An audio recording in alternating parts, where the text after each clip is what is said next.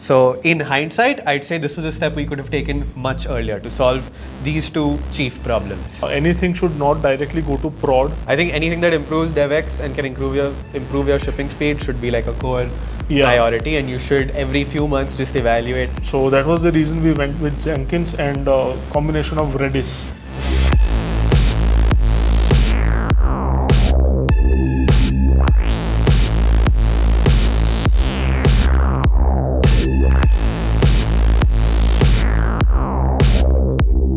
Hello and welcome to Clueso. I am Prajwal, co-founder and CTO at Clueso.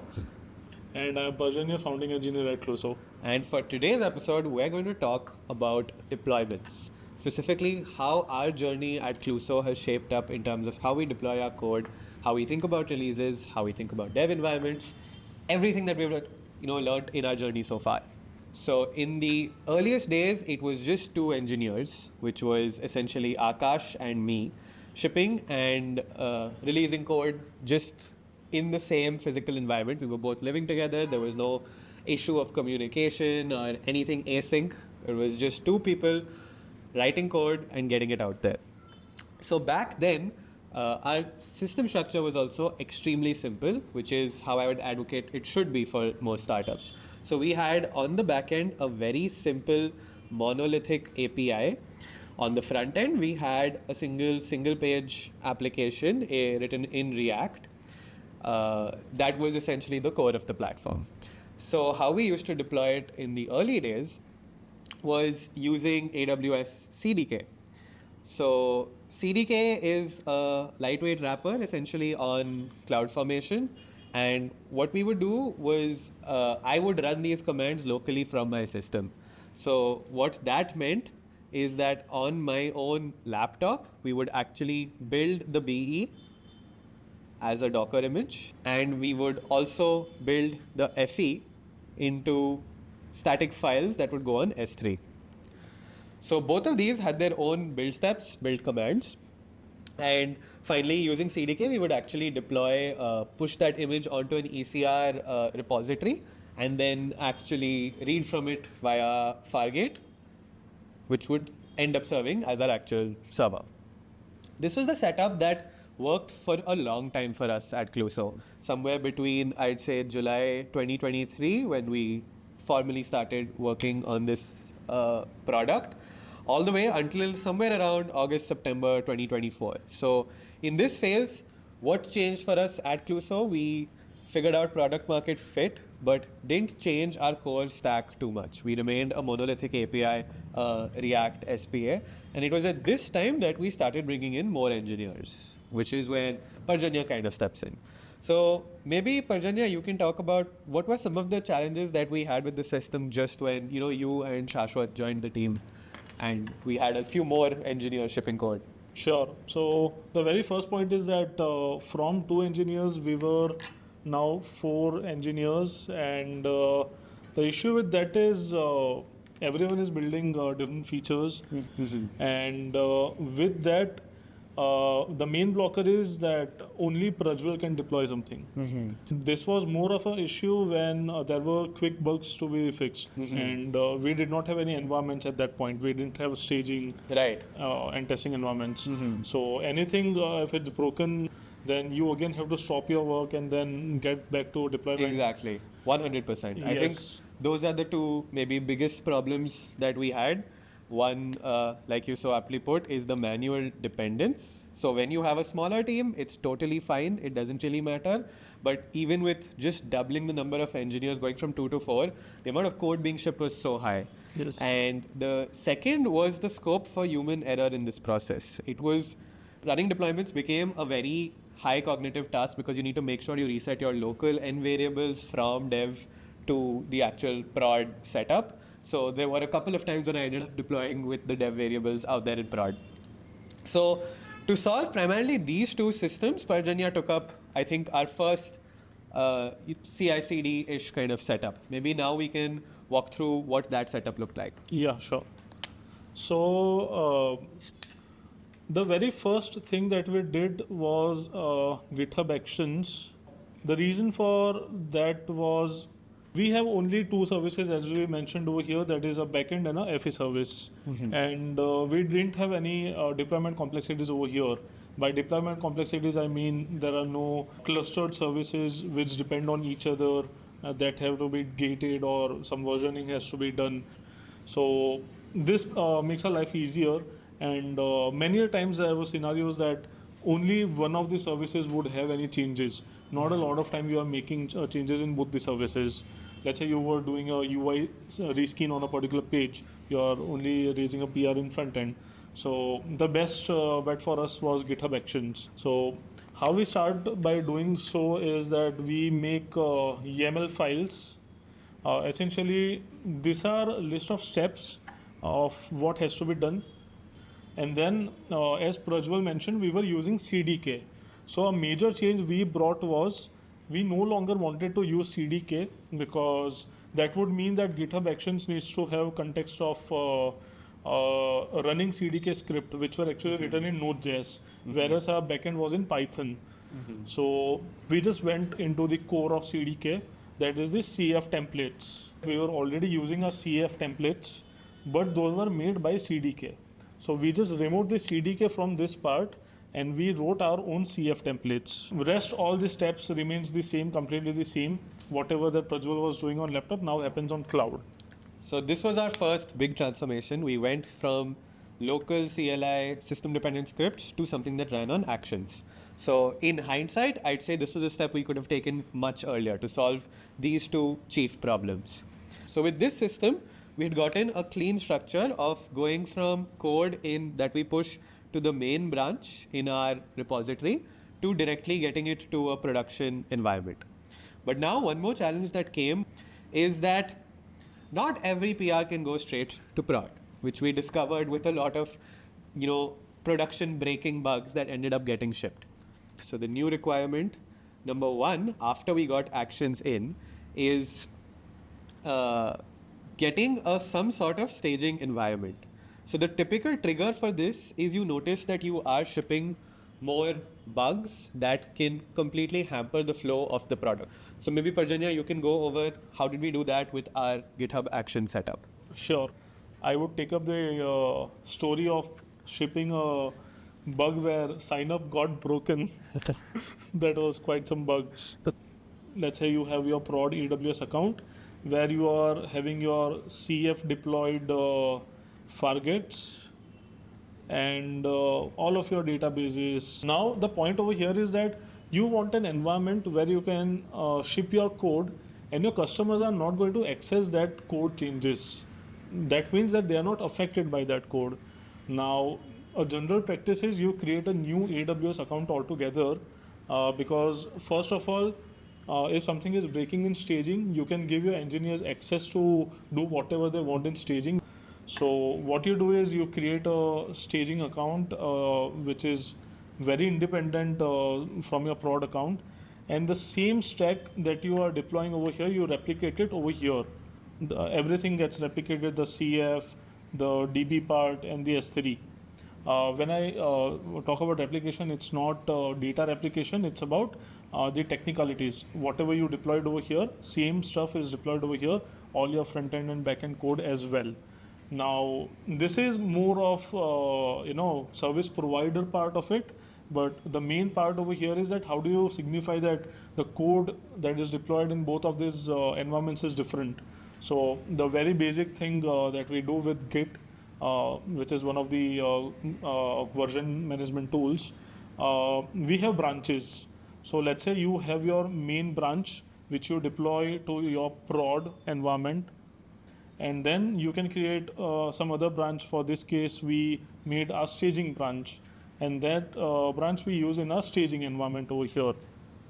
So when we implemented this kind of environments, at the same time, I remember we had two more engineers coming in, and this proved to be a lot helpful for us because you can test 100%. each and everything. Yeah. I think this is what I would call the golden age of deployments.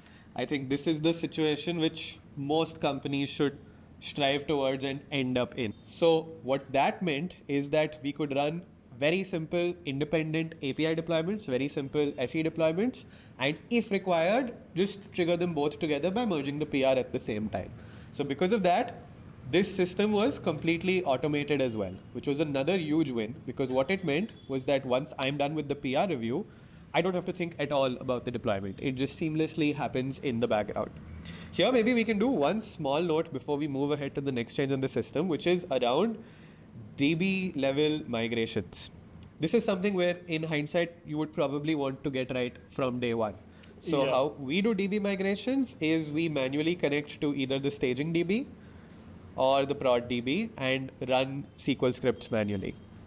But I would recommend some structures in place. Maybe you could use ORMs, things that can kind of take care of this for you out of the house to completely move towards automated deployments. But in general, I think this system was working really well for us. Had we not had to change our service architecture and introduce more complex services, I think this could have scaled to an arbitrarily large number of engineers. Correct. But alas, our product is quite complicated. So what's that? This I think lasted us a good 3 to 4 months.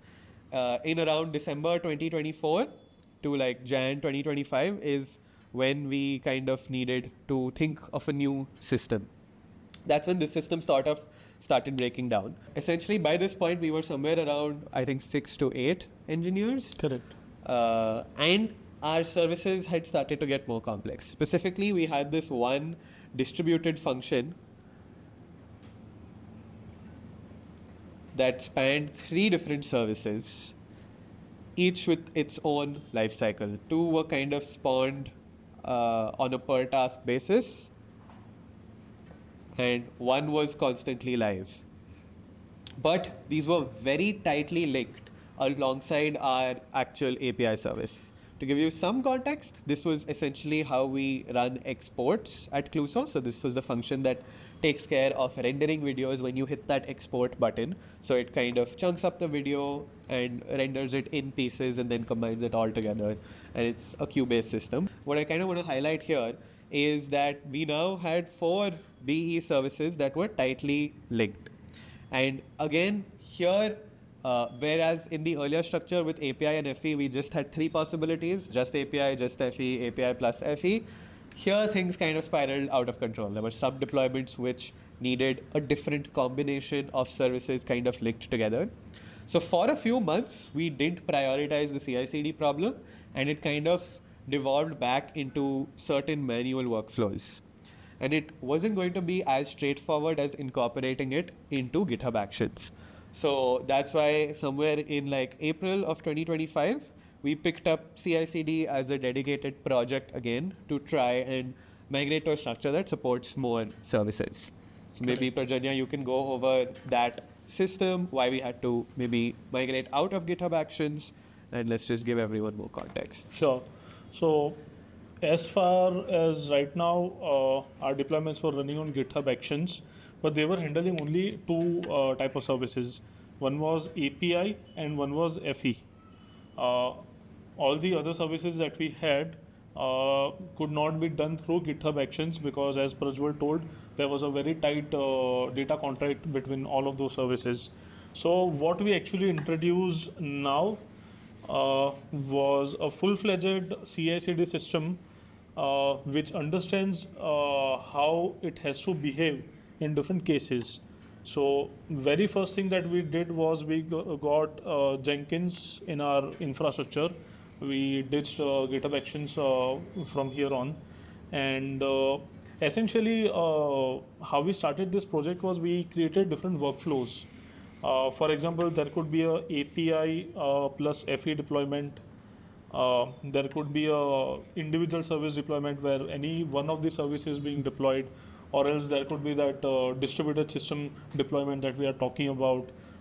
In that as well, there were different combinations of services that can be deployed at the same time. So we made workflow diagrams for each of those, for all the permutation combinations of possibilities that we used, and we decided on certain, there were 5 workflows. So what we did over here was whether any kind of services we want to deploy, there's always a pattern that after building the Docker image, we used to wait that, let's say that if there are 5 services to be deployed, we want all the 5 images to be ready on our systems, and it should be pushed to the ECR. So once this particular part of the CI/CD is over for all services, then we poll.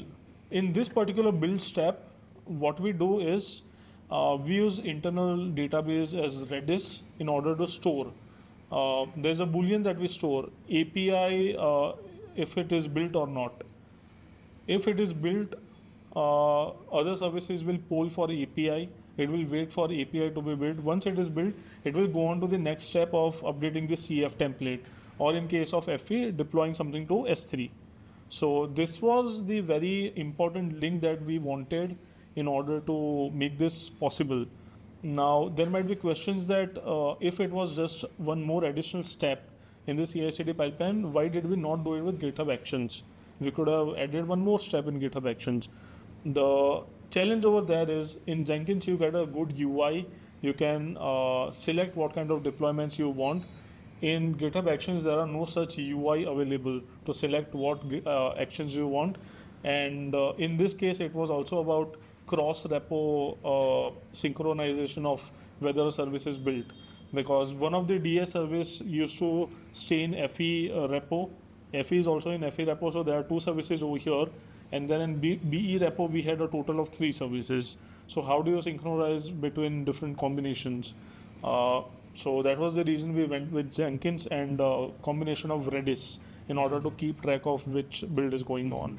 So we kind of boiled it down to these 2 very interesting requirements. The first, as Parjanya mentioned, is this cross-repo linked services. That added complexity that isn't very natively modeled in GitHub. And the second is simple code push triggers just weren't cutting it, because there is no way to tell on a given PR being merged in a monorepo system which service kind of needs to be deployed. We now got, thanks to Jenkins, an internal UI portal where any dev can trigger a deployment to their respective environments. Maybe we can also quickly touch upon, now that we had 6 to 8 engineers, another problem we ran into was that staging environment was not cutting it. The problem that we started getting into with maybe 6 to 8, or even once we hit the 10 engineer mark, is that now multiple people are working on features that can completely break the product. So we don't want to stall one person from shipping when another feature is still kind of yet to go. So with this whole Jenkins system and an internal UI, we've built a fairly complex mechanism of deciding which env or which environment you want to deploy in. And we can commission more of these environments with simple YAML files essentially. So this way, each dev effectively has their own environment. They can control their own deployments through an internal UI. And the only con that we kind of lost out on was a code push trigger, which anyway kind of stopped making sense. So this entire system, I think, is pretty production grade. We're hoping to see it scale even as we add more services, as we add more engineers. It's of course more expensive to run in terms of having more environments because there are all of these resources getting commissioned again for every single dev. But I think it's been worth it in the long run, because now there is no blocker to any individual dev to having their code in an environment where they can collect feedback from non-engineers as well, ensure all functionality is working in those environments. Yeah, that's been our story with CI/CD. Do you have any closing notes? How should other companies or startups trying to, get started with improving their deployment workflows think about the problems? I feel initially it's okay to deploy manually, but once you start hiring more engineers, you should, one thing is definitely have more environments to test on. Anything should not directly go to prod. Have an environment where you test it. Doesn't matter, it is up to the mark with prod resources. You could have lesser resources provisioned in the testing or staging environment for cost optimization. And other thing is that CI/CD will help you definitely. At one point, you will have to think about it, and you should as well. Mm-hmm. The reason is you are benefited with context switching. You are benefited with automating stuff. You are not blocked on a particular task. You just press a button and you get a notification 15 minutes later whether it deployed successfully or not. And uh, you don't have to keep track of things manually. Like you Yeah, have already 100%. written a script which handles it for you. I think anything that improves DevX and can improve your shipping speed should be like a core Yeah. priority, and you should every few months just evaluate: are you losing time on deployments, or is it a smooth sailing ship? Awesome. With that, we're wrapping up today's episode of Cluesolve. Thanks a lot for tuning in.